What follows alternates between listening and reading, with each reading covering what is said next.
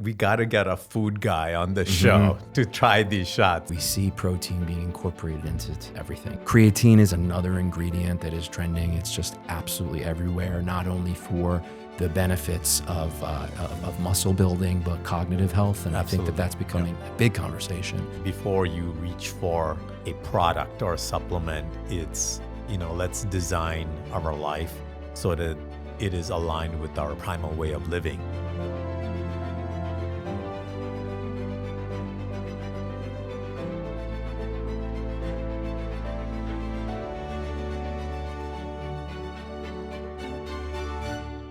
Welcome to Primal Shots, where we journey from the ground to the cosmos.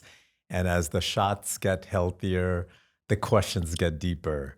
And joining us today is Don Rogers from PTM Food. And they are one of the foremost food formulators in the East Coast and located in New Jersey. And so excited to talk to him about what is happening in the food industry, specifically as it relates to health and wellness. And so without further ado, welcome Don to the show. Doc, thank you so much for having me. Happy to be here. You ready for this? Ready. Yeah, born ready. When we thought of Primal Shots, I was like, we got to get a food guy on the show to try these shots. We make all of these by hand, and it has to be made like the morning of or the day before. And so I'm so looking forward to your reaction to all of these, Yeah. And so let's dive right in, okay? So our first shot, Don, is our grounding shot. Okay. And this symbolizes really how we start our journey. Okay. But I want you to try it. So cheers and let me know what you think. All right, go.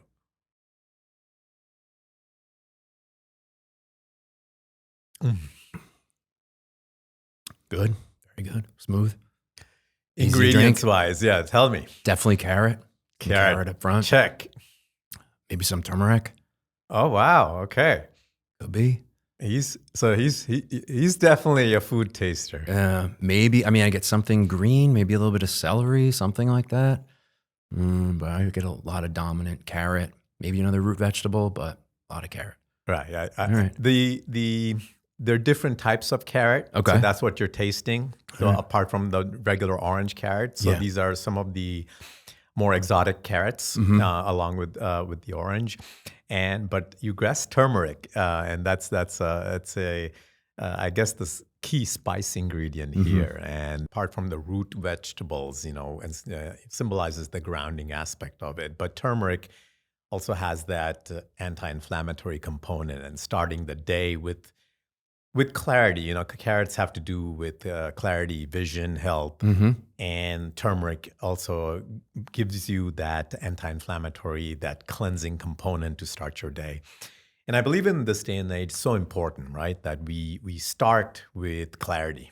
Yeah. And Don, so as it relates to your work, I know you are probably seeing all sorts of trends, all sorts of different products, wellness products about different things to start your day and whatnot. Out of everything you've seen, are there any product lines or any particular things that resonate with you that you've implemented in your life? One is that what is it that you have implemented from knowing all this for yourself, and how do you start your day? I think as far as it is, related to our industry, I think that more and more products that are specific, whether a certain feeling or whether suit a certain need or a lifestyle, I think that's where we've been formulating more and more. So that could just be a specific age range or a certain season of life that people are in, or a certain type of a need that they have, and that could be dietary, that could be something they're lacking, a deficiency. And I think that we continue to go down that path further and further. And I think there's a lot of other lifestyle additions, that people are taking or supplementing outside of what we do that are pairing with that. So I think that the normal consumer is more intelligent about what they are taking in their own regimen, and I think that carries on to food and beverage. For myself, certainly, turmeric is something I've incorporated for a while. It's a lot of anti-inflammatory, cognitive health, and just overall wellness. And starting my day, usually, especially this time of year, would be with nature, outside, calm, quiet to start the day. Not a lot of noise, not any music, nothing, probably, me, sunshine, cats roaming around, and that's about it right now. If I'm going to the gym, get out of the house quick. Otherwise, walking around the yard, doing what I can before, everything gets real hectic. I'm very present about, there's no emails, there's no phone calls until that part of the day actually starts. Do you get any actual grounding in, like any barefoot walking or anything like that? Yeah, as much as I can. I'm grateful to have a decent piece of property and a small, farm. And so, yes, very much so. So to be out there with, the animals and whatnot, and birds chirping, yeah, absolutely. That means a lot to me. Oh, no, it's wonderful. I love hearing that. In the Eastern cultures, particularly in Japan, there's this term, I don't know if you've heard of it. It's called Shinrin Yoku. And the term means forest bathing. And what is interesting about it is they're doing all this research where they found that a 20-minute walk in the forest can dramatically change your biophysiology. And so they would actually do blood samples of people before taking this forest walk, and then do blood samples after 20 minutes, And so they have these almost what they call our treatment trails. And they're 20 to 30 minutes. And so they would do before and after lab work. And your blood chemistry changes just in that, by the end of that walk. When I thought that was so fascinating, that how much nature and that grounding aspect impacts us, And I think some of that is so lacking these days, right? I think that a lot of us are reaching for the phone and for that kind of that digital connection, but we're missing that nature connection as you're talking about. Sure. Yeah, it's not everybody that has that time that can slow down. There's a lot of demands in contemporary life, right? And there isn't that moment. So I'm very grateful and very present of that, and especially as I've gotten older, even more so, right? So it's you need, for me personally, you need that time to slow down so you really can give it your all when it matters. Right. And that clarity is important, because then that really puts things into focus of what you really need to address that day, right? And also, speaking of focus, it brings us to our second shot here. Right. This is our focus shot. Okay. So cheers. Cheers.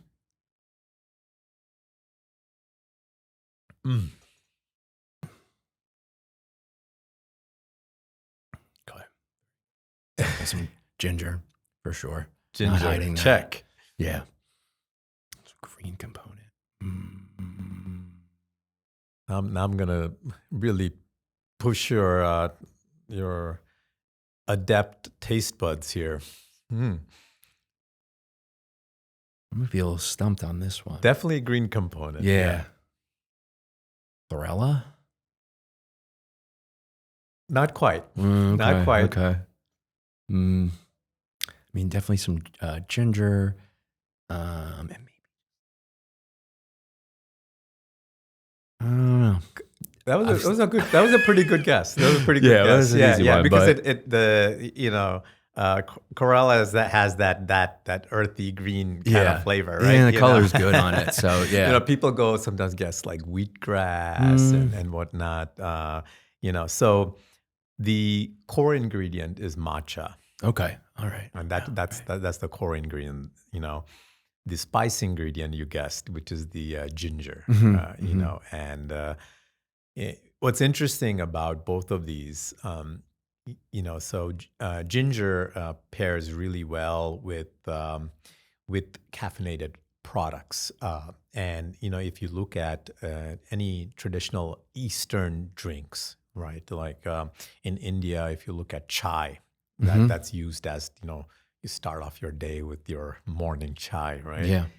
But a lot of the chai recipes, one of the core ingredients is freshly grounded ginger in there. They have fresh ginger that you kind of boil with the tea, and it pairs really well with the caffeine in the tea, you know. And but here it's paired with matcha. And I would say matcha is a level up from just regular tea or even coffee, because matcha, apart from the natural caffeine component, it has things like L-theanine, which is an adaptogen, you know. So not only do you get the focus part of it from the caffeine, you're getting the stress adaptogen, you know. So it really gives you those two tools to kind of, you know, handle that focus. Yeah. So, but speaking about focus, you know, I know that in your industry, you probably get lots of people wanting to develop products and wanting your help in terms of as a formulator and everything like that. And maybe you get lots of proposals and whatnot. So one aspect is, how do you sort through all of that for yourself and your team? That what are products that you focus on, that what resonates, you know, with your ethos, you know, as a company? And apart from that, for you personally, that where are you focused in taking PTM food, you know, from where you are? Yeah, I think with the products, first it's the people. We work with a lot of very large brands that have boards that are making decisions that have been acquired by larger companies, and that's great. The people got to be good. And then we're working with startups that are just beginning to get their feet wet in the industry, and that's great too. So it really has to be great people, because if they're great people, that's who we want to get on the phone with, that's who we want to speak to, and that's who we want to work for. And that really is the biggest decider. It wouldn't even necessarily be how large the project is or how easy it could be, or if there's a good phone call, a good meeting, then that's what we want to do. And I know that those people with the right attitude, the right kind of flexibility, those who will be successful. To kind of to overthink, overstress, and sort of create, you know, this self-fulfilling prophecy that everything's going to go wrong. It will. So just believe that it's right, and it will, and that's who we want to be partners with.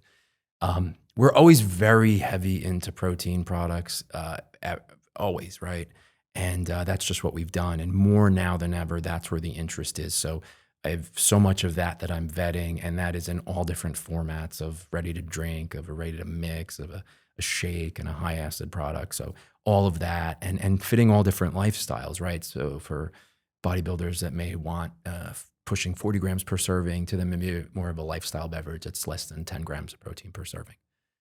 Market's very tight, so there's a lot of innovation around it in vegan spaces, and also fermenting proteins, which I think is going to be, not only is it necessary now, but really create a more sustainable source of proteins. So to do work in that space, and have a talented group of formulators in our lab that can do that, you know, really to create good products, stuff that is ahead of a curve. That is what I see a lot of us doing. A lot of functional products, a lot of supplementation, but we were really founded as protein formulators. We keep doing that, and in all kind of formats. Where I want to see us go is where we've been going, and we'll keep getting there. It's an organic growth with growing with the people that we work with. So if there are more needs for them, if there are more spaces that they want to get into, it's not being afraid to get them there. So taking, you know, the knowledge that we have and applying it to a new space, maybe a new product type, a new process, getting the equipment that is required for that, and growing with them. And that's what we've always done. That's what we'll continue to do. We've had a lot of growth in this past year. We've had a lot of very talented people to our team, and the growth that they have helped support has then made even more growth and more interest in the work that we're doing. So the more we do, the more response and impact we're having, the more we see the inquiry. So that is different product spaces, that's different equipment, but it, happening in the way it does. There definitely isn't a certain number that it has to get to, a dollar sign. It is just continuing to grow and evolve with the people we work with. I love it. I love it. And you mentioned protein as being sort of one of the big drivers these days in terms of products, right? Like a lot of people are pushing kind of more protein content in the products. And have you seen any sort of change in terms of the types of protein? I know like whey was sort of like the big one, back in the day where, everybody wanted like sort of whey products and whatnot. And again, that may still be the hero. But do you see that, has that evolved in the past few years in terms of trend-wise and everything you're seeing? Yeah, I mean, whey is still number one for a lot of formats. And then the shortage in that market has then led to a shortage of milk proteins and whatnot. So for different applications, yes, I think whey is still king. I also think that ultra-filtered milk in a lot of products, extremely popular. And we've seen larger brands pivot most or all of their portfolio to utilize that. So yeah, very, very big. We've seen like an acidified whey in acidified beverages, so protein sodas and things of that nature. So but all around, and then I do see that the supply constraints are putting renewed interest in vegan proteins and other formats. If I'm out there as somebody listening to this and looking to develop a product, and I'm trying to look at it as a 15-year, 20-year horizon, that I want this product to really last. From a sustainability point of view, are there any particular ingredients that you see are like going to be tough to source in the future or whatnot? Yeah, I think that right now protein is almost becoming cost prohibitive. So looking for those alternatives. And we've worked through the past 12 plus years through many different supply constraint issues. But this one is so different because the supply is tight and the demand doesn't seem to decrease. Because we see protein being incorporated into everything, into junk food, into beverages that would be at fast food, anything like that. But also what I know is that any time that there is a shortage is a great time to bring more farming and more agriculture or whatever it may be online to supply that. So I don't think I would ever persuade anyone against it, because I think that some of the greatest brands we worked with wanted to do something, they chased it and they made it happen. So yeah, if you have the will to do that, sure. But I would just know what you're getting in for with something that is extremely competitive and that can be expensive, and that there isn't unlimited supply. So got it. Yeah. Well, that segues us into our next shot here, Don. And this is our endurance shot. And as we were talking about really what keeps people going and companies going, and I think this is symbolic to that. So cheers. Cheers. All right. Very good. Beet. I think the color might Check. give it away too. Check. The color may have given it away. Yeah. And then I'm getting, possibly cayenne, I would say. Yeah. Okay. All right. So 2 for 2. Okay. Very, very good. All All right. There's one more ingredient paired with beet to kind of break that's kind of give it a little more of a citrusy element to it, and bring in that sourness. So it's paired with pomegranate here. Okay. Right. Good stuff. And the reason here, I mean, again, if you look at beet, and I'm sure you may have products that kind of incorporate this, as you know, beet and pomegranate, both of them. When you talk about endurance, they have high levels of polyphenols, which are very good health-wise, and they also have high levels of nitric oxide, which is helps dilate vessels. And when you talk about endurance, so you look at endurance runners and whatnot, they're using beet powder, beet juice, and whatnot. The cayenne adds that spice element, and that just kind of keeps you sharp, keeps you on the edge. So I wanted to pair it that way. And but talking about endurance, right? And, I know you help people start different companies, different brands, and, people are very ambitious up front because they've got this great idea they want to bring to market. Nothing is ever a smooth road, right? Hmm. It's there are always bumps and valleys and things that people have to go through in building that brand. And so my question is that once people begin a brand, and what are the friction points, that you see, as somebody starting, let's say, a CPG brand or, Hmm. or whatnot. What are some of the friction points that they hit?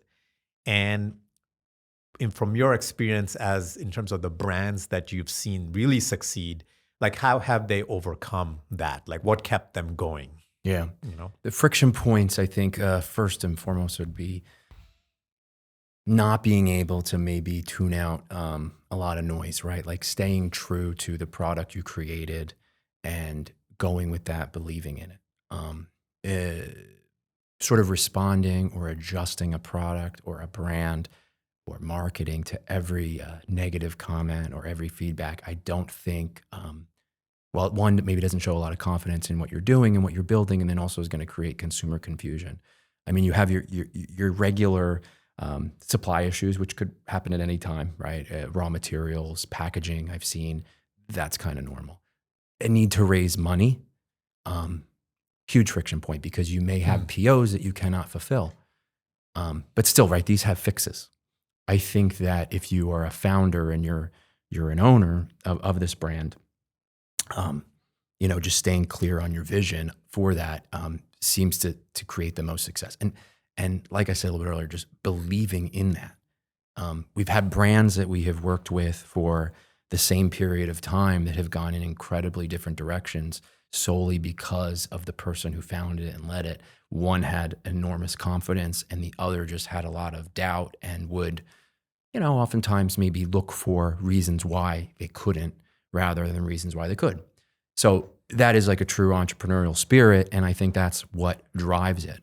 So the most successful have really built a brand for tomorrow. They have believed that they will, and then they do. And then they've gone on to many other successful things and other brands and helped other people and use that knowledge, right? So they're grateful for everyone that comes across. Mm. They're grateful for every customer. They're grateful for everyone who's there. I can't say that enough. That it is it's stressful. It's fast. It's competitive. If it is anybody in the more fitness or bodybuilding space, there is a lot of competition and ego involved. So to stay grounded, to believe in what you're doing and be kind while you're doing it, that's a lot of things sort of Yeah. fighting each other. Sure. But if you're able to do it, you will be successful. So anybody that we worked with for a long time that has had a lot of success has then pivoted to then pass that on to others, to mentor and teach others and really understand the full meaning of it. Maybe less driven by the money, but more about the mission. Do you, when people come to you with ideas, and let's say you look at their trajectory and you say that, wow, they're up for some friction. Mhm. Do you prep them? Is that something you tell them up front, or you let them discover that on their own? No, yeah. Always tell them up front. I don't want to be a part of that conversation. They discover it on their own. No, because there's limitations to the science. Mhm. There's limitations to the process, and there's also limitations to what a new brand with not unlimited capital can do. So, not every product, every ingredient can be processed the same way. Or so if there's a package you desire, we need to formulate what can be processed in that package, that type of PET or that aluminum or whatever it might be. Mm. And then we have to make a product that is stable, that is safe.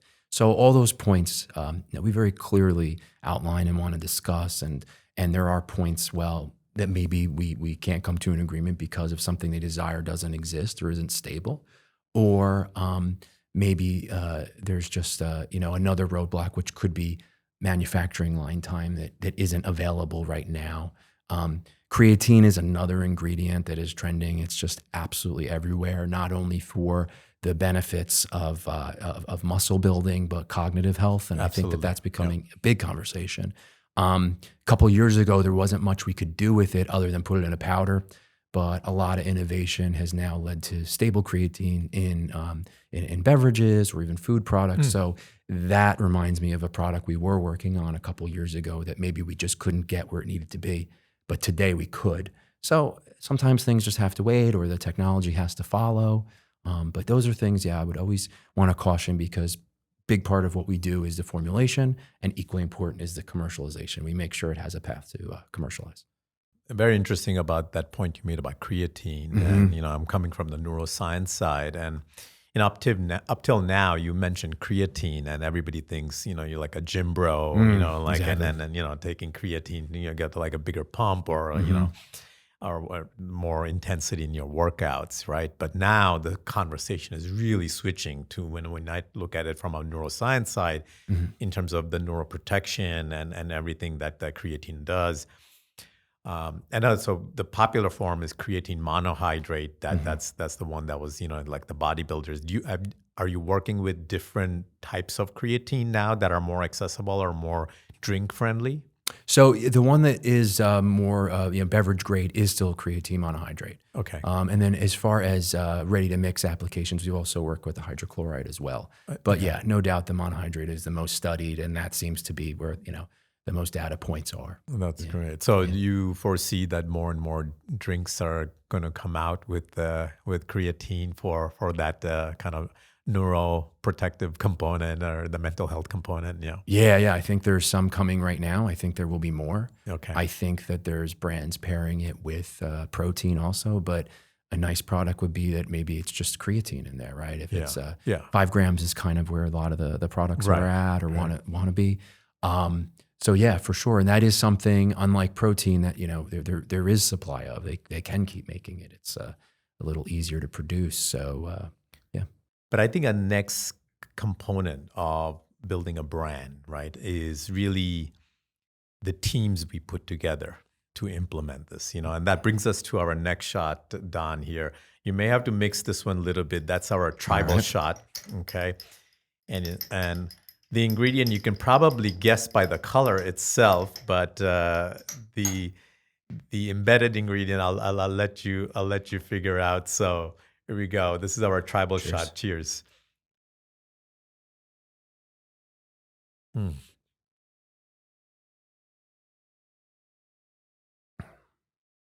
Definitely chocolate. I'll give you that. Yeah, I was gonna say cocoa or cacao for sure.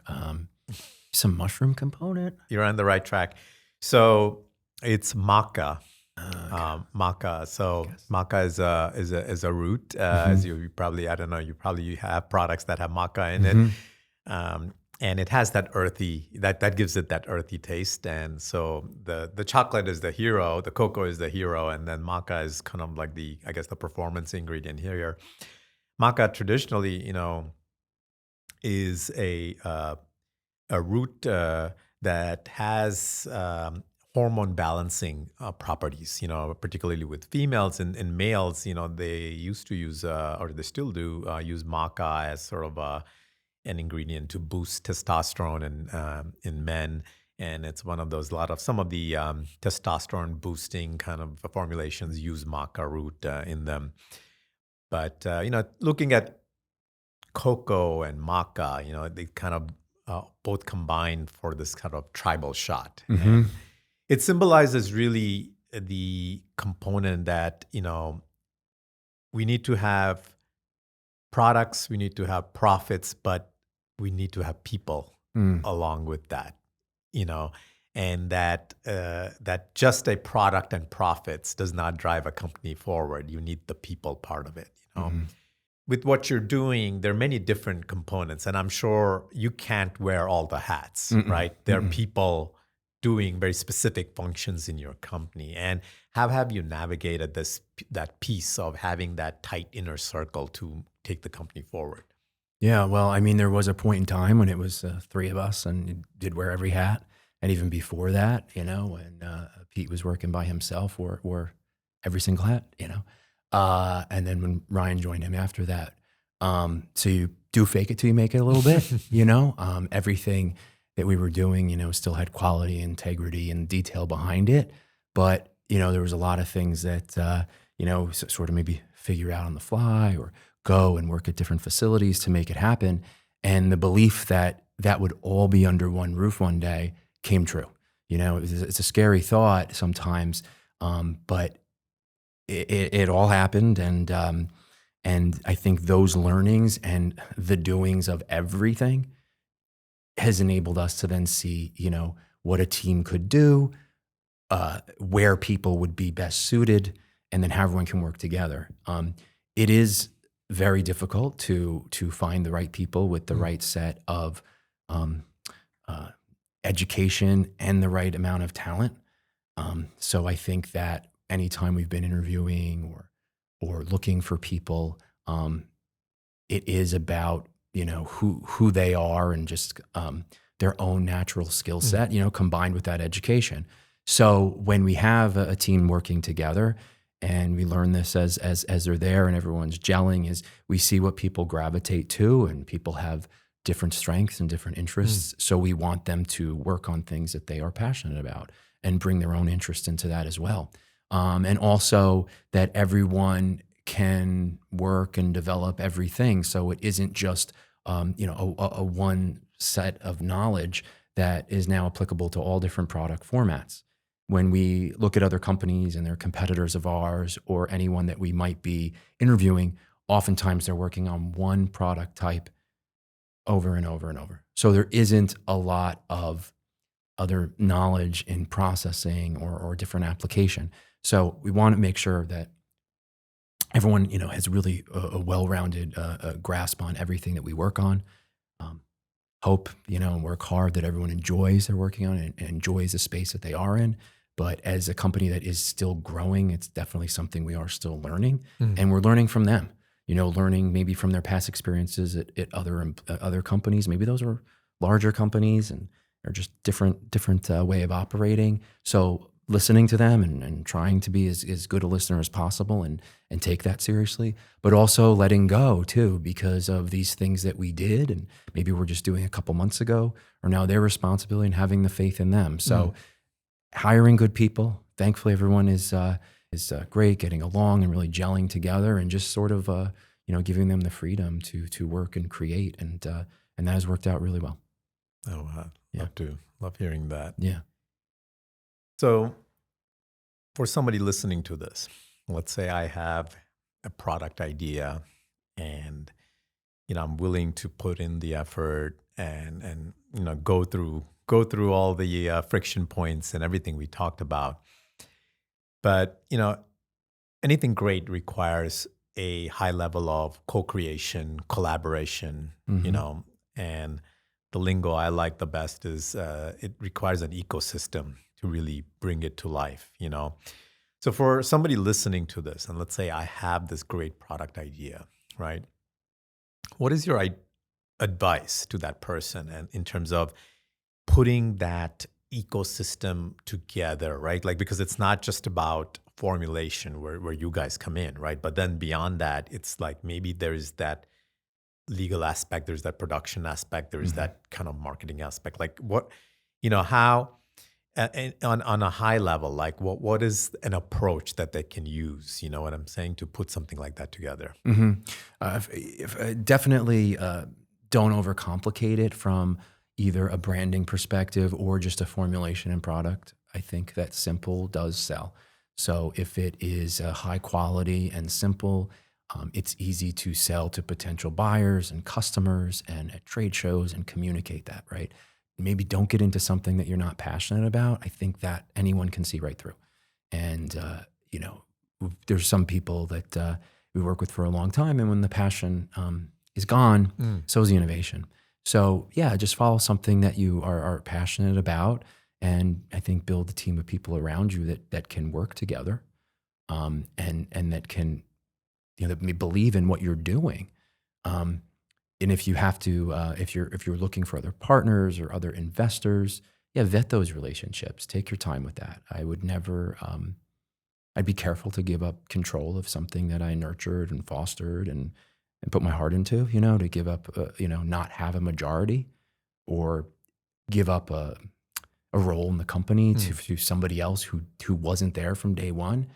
And again, for other people we're working with or brands that I admire, I think that the founders stay very involved and it's their vision and nobody else is going to drive it. We have some great clients that don't overthink what they're doing, but they have such a belief in it. And then that resonates with their customer with these wild flavor launches or just these ideas and just the excitement behind it. It isn't focus grouped. It isn't overthought because it's just not really the space we're in right now, right? Newness, something quick to scroll to, and they respond to that. And it's that kind of excitement that maybe the owner brought to it and then, works on down to the customer. So I think if you fully believe in something, just stick with that. Stick with your gut. Yeah, I think that intrinsic passion behind the project is so important, right? So, and I think like a lot of times people lose steam, right? That passion goes away. And like you said, that when the passion goes away, the innovation goes away, and then the brand suffers, For sure. And speaking about passion, it brings us to our last component here. Okay. And this is our cosmic shot. You may have to stir this one a little bit. And what's interesting about this shot is we as you can see, it's a blue color because we wanted to symbolize something unique for cosmic. And we wanted to get the blue color, but again, everything is organic and natural and no artificial ingredients. And so we were researching and said, how can we make this blue? And interestingly, the color here comes from this. It's called butterfly pea flower. It's you may have heard of it, and it's sort of like a natural dye that comes from this flower. And what's crazy is that you put this in water and the amount of natural blue color that it releases, it's like fascinating, And so I thought it was such a unique ingredient and we really wanted to incorporate it in this cosmic shot. So that's why it's blue. So now everybody knows the secret there. And if that's stirred up, let's dive into our cosmic shot here.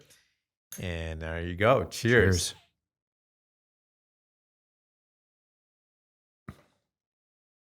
All right.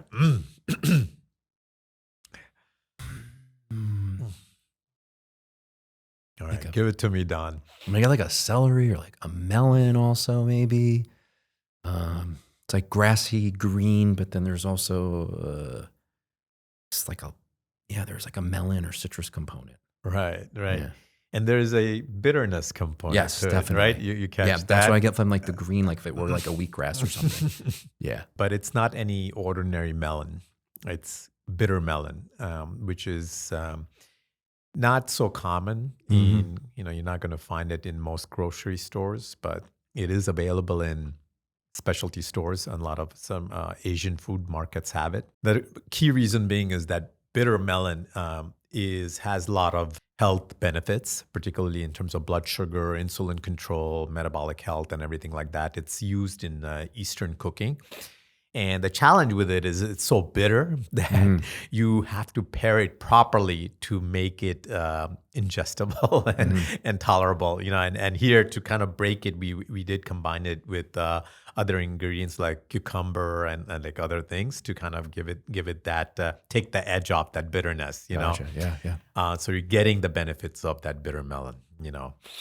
But the bitterness of this cosmic shot, it's symbolic of, I guess, the bitter truth that, we may have sort of infinite ambitions, but our life is still finite, right?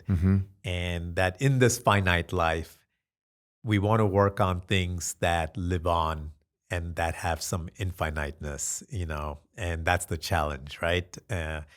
And so it's just that what is the legacy component? What is the larger vision we're chasing in everything we do? Hmm.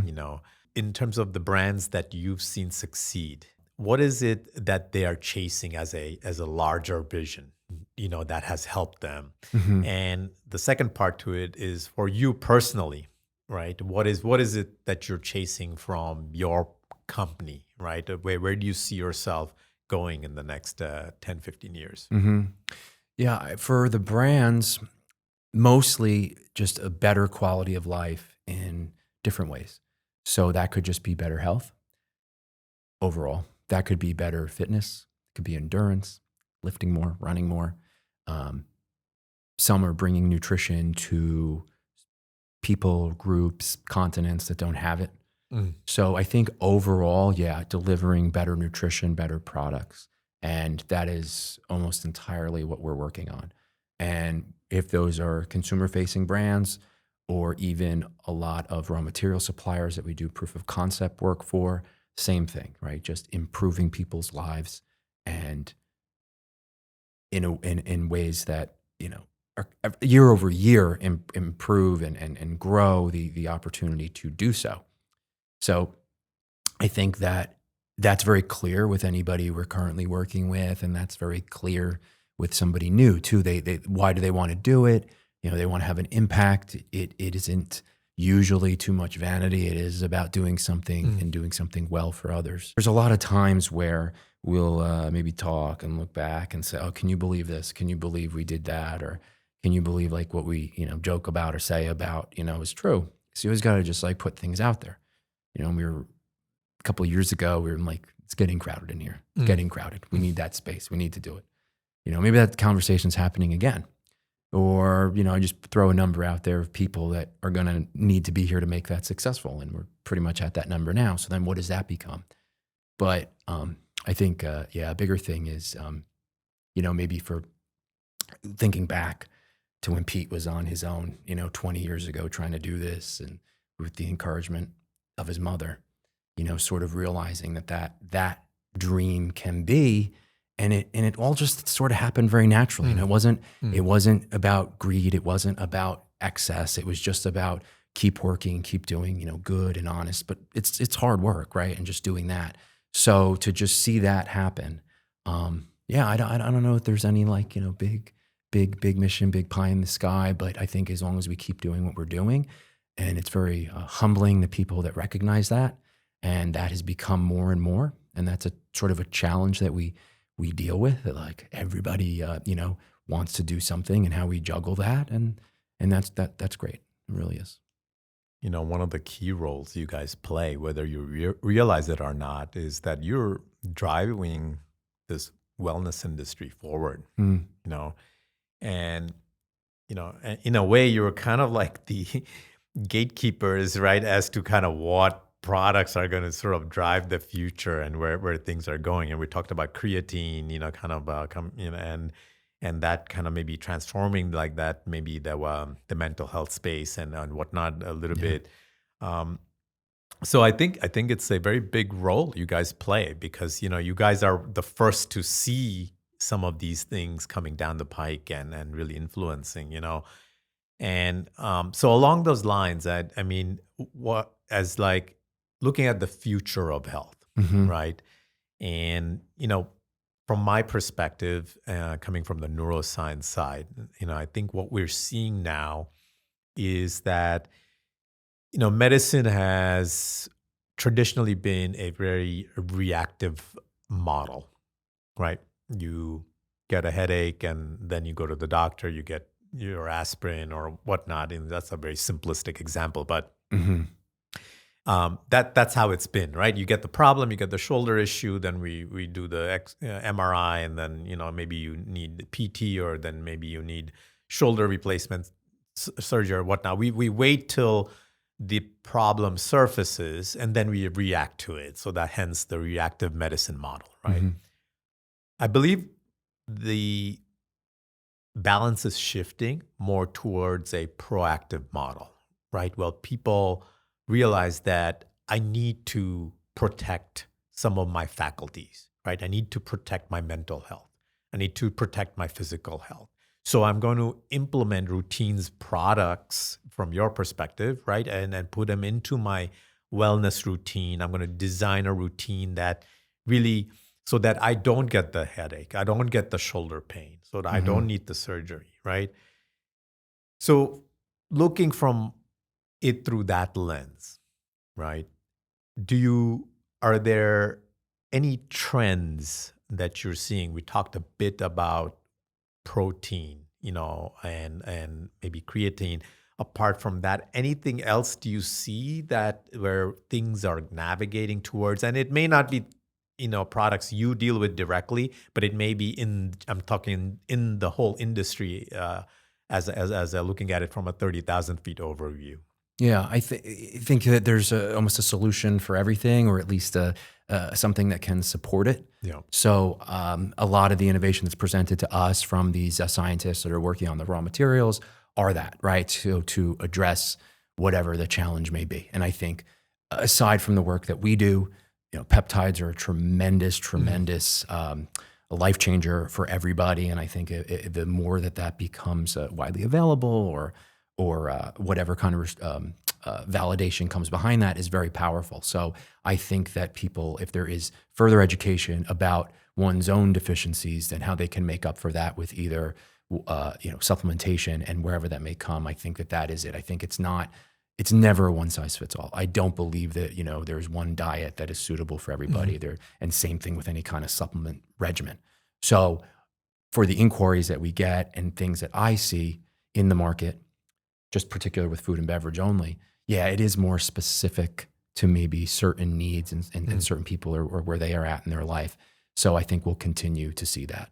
I'm also very aware, though, that a large portion of this country doesn't have access to the right supplementation, doesn't have access to nutrient-dense food, doesn't have the time to exercise for wellness, for all those things. And that is, a bigger and broader conversation. And I hope that if it becomes more available, it becomes more accessible, that, we're lifting everybody together, not just those that, that can afford to do so. And so that is one thing I hope. And yeah, like you said, we're part of that and part of bringing things to market. And the more that are out there, the more affordable, more accessible these things become. And hopefully the better, lives people can live.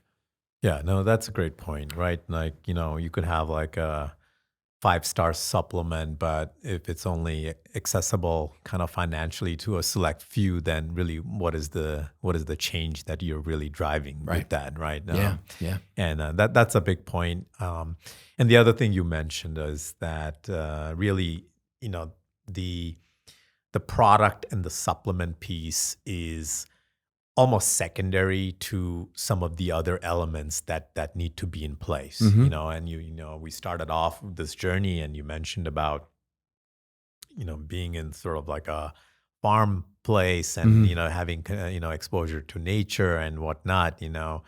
And my book is titled Primal Health Design, and the whole concept was that really before you reach for a product or a supplement, it's, let's design our life so that it is aligned with our primal design and primal way of living. And part of that is really connecting with just the basic elements, right? Like connecting with the ground, the earth, and connecting with how our body should, function in space. And when you talked about exercise, but in my world, it's as a radiologist looking at people's spines and everything. It's not just about exercise, but it's just that how we align ourselves every day. And I look at people aging on my screen every day. Just from the way they're engaging with technology, right? Being hunched over, looking at your laptop, and everything like that. So until you correct these fundamentals, right, about connecting with the earth and connecting with your body, and then you can move on to, I guess, the more about connecting with food properly, which is where you guys come in, and then adding on the supplementation. So and I guess that's one thing that I guess everybody listening to this should be cognizant of, right, is that these, sometimes you don't want to wake up and begin your day with that magic supplement. That's not the solution all the time, right? Even though, I guess from an advertising point of view, it sounds cute, right? To say, take one of these and you'll be fine, right? Yeah. Do you see brands from your perspective kind of approaching it that way, where this is it, this is what people are going to take when they wake up in the morning? Like, have you seen that? Have you seen people come up with those types of ideas? And maybe a little bit of a overpromise, or relying on the consumer to know the other pieces of that puzzle to make that work. But maybe also an assumption that the consumer is already in a certain lifestyle. I don't know. That's interesting. I mean, we'll definitely warn against any large claims, unsubstantiated claims, anything like that.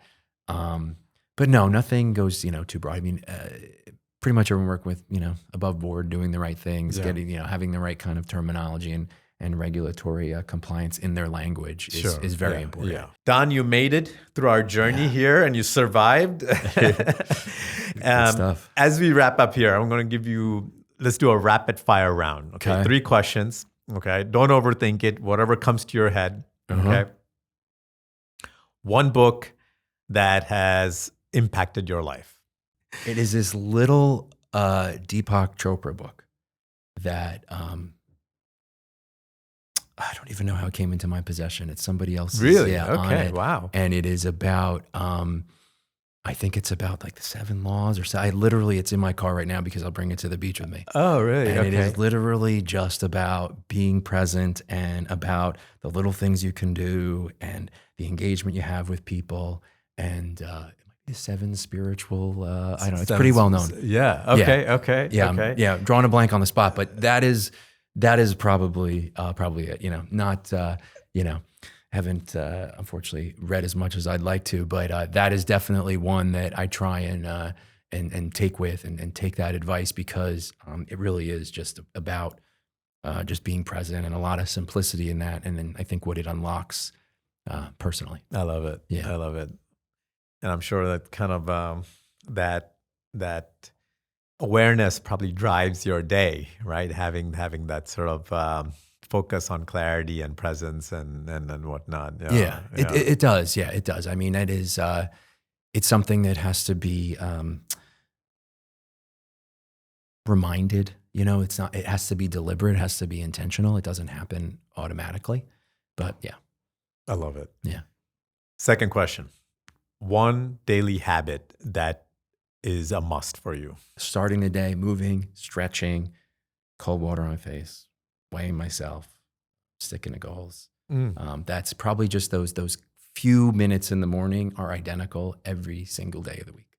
That's great. I think that it always starts that way from somebody who used to be much more of like a night owl, up all night, maybe, didn't have the same routines now. I think that just that those few morning rituals out of bed, I think make the whole day. So I'm never running out the door. Everything feels planned, feels deliberate. Oh, that's fantastic. Yeah, that's what I teach. And a lot of people will ask me, like, what supplement should I take? And for me, my advice is almost the same. Is that how you begin your day and end your day will determine the quality of your day. Yeah. Like you said, yeah, that morning routine, that AM routine and that PM routine determines the quality of your life. It's almost like a suspension bridge, right? You got these 2 supports and all hell can break loose in the middle. Yeah. But as long as you have that AM and PM pillar, dialed in, it just, you can have a great day. Yeah. Regardless of what happens in the middle, Yeah, like these bookends that, kind of need to happen. I very much feel that way. And you're so right that the morning, coincides with the night, got to get to bed on time and do all those things. I know it doesn't sound fun. It's not, 365, but it's, majority of the time, in order to have, achieve the things you want throughout the day. So absolutely. All right. 3rd question. 1 person that has impacted you the most. Yeah, I mean, that's easy. Definitely my husband. Um, I think that together we've just allowed each other to fully be. And without that love, without that companionship, it wouldn't. And so for us, it's it's maybe reliving things in childhood that maybe weren't the way they could have been, or memories we have together, or just childish antics, whatever it is. But absolutely. And I think you hear a lot of marriages where love sort of fades or weakens as time goes on. Maybe it's this big grand wedding, and then everything else kind of goes south. Well, we had a little tiny $28 wedding at a courthouse, and I think love has grown stronger since. We've been together for 16 years and married for 10, and there's nobody else like that. I mean, just a drive to always keep going and always making the best out of a bad situation. So no doubt. Oh, that's so beautiful. Yeah. That's so beautiful. So thank you for sharing that. Of course. So for all the listeners on this podcast, and you're the expert coming in from the food industry, Hope right? so. and people have these ideas of creating something, right? And they say, I got this family recipe that I maybe want to bring to the market, or all these things. So maybe what is one sort of encapsulated sort of advice you can give them, right? If people have these ideas, I mean, should they, what is the takeaway that you would like to give for all these people out there who are listening to this, from that perspective? I mean, I think it's professional and personal, and it's just gravitate to what feels natural. Like, if the shoe doesn't fit, don't wear it, right? And that should be, I think, where you're approaching if you're launching a CPG brand too. Because I think if there isn't passion behind the product you're creating, like your own, if you're just thinking, oh, well, this is something that this is a hot trend and I'm going to get this, that like you're so removed from it. And I do think that quality can be seen. So if you're connected to the product that you are creating, that you're behind, especially if you're going to make yourself the face of it, then I'm not going to say you can't fail, but I think the chances of failure are a lot lower. I think if you believe in something, others will believe in you, believe in the brand. So that can come from all walks and things you enjoy. And yes, they can be recipes you've created at home that then we can create and standardize and stabilize and make a product that you can then share, right? And that's what I would do. You just follow the passion, and that's applicable to a wide range of industries. Yeah. I love it. I mean, I guess that applies to many different things, but particularly here, right? Like you have to follow that passion. Right? Yeah, because it is very personal. I think people would say, well, I'm making a product and it goes out into the world, but you're talking to potential buyers or retailers, or you're talking to people through social media who might be your customers, and nobody can sell it like the people who are really part of it, really attached to it. And that's what I've seen. That and you asked me before about the biggest success. It's the owners that took it, that are still with it today, or took it as far as they could to be a bigger acquisition, whatever they chose. But they stayed connected the whole time. They didn't pass off that responsibility, that passion to anybody else, because nobody else was going to care the way they did. And that's it. It's not. It's hard work. There's no secret. Like there's no fast track. Just hard work. I absolutely agree. I mean, I think that's a beautiful message, and we were talking about this before, that right, with all the digital technology and AI and whatnot, we're now so keen on recognizing authenticity, right? Mm-hmm. And I think when people are selling something, I think you can easily tell, right? Is there heart in it? Is there passion in there and whatnot? And as you said, if the passion is not there, you won't be able to pitch it properly, right? Nobody will buy into that vision, you know. And but I love it. I love it that you're viewing this industry from your lens. I think we need more people like you, kind of driving that, right? Because I think people like you are instrumental in bringing the right type of products to market. And I think it's going to influence, and whether you realize it or not, you're influencing the future of health and the future of this industry. And so, but thank you for everything you do. Thank you. And it's been a pleasure. I learned so much, and hopefully Likewise. people listening to this Yeah. are inspired to create something meaningful from their ideas, their recipes, and their experiences. Yeah. Hope so. Yeah. Thank you so much for having me. Thank you, Don. Yeah. Guys, thank you for joining us here today on Primal Shots. And we had Don Rogers with us today from PTM Food. Go on this journey from the ground to the cosmos. And we really unpacked a bit about what it takes to take an idea or a family recipe or this passion and maybe convert it into a marketable product. And if you are part of this journey and if you have that type of a goal, then I believe this episode will give you a lot of the tools and maybe the insider tips that you need to kind of bring something unique to the market. So I hope you enjoy.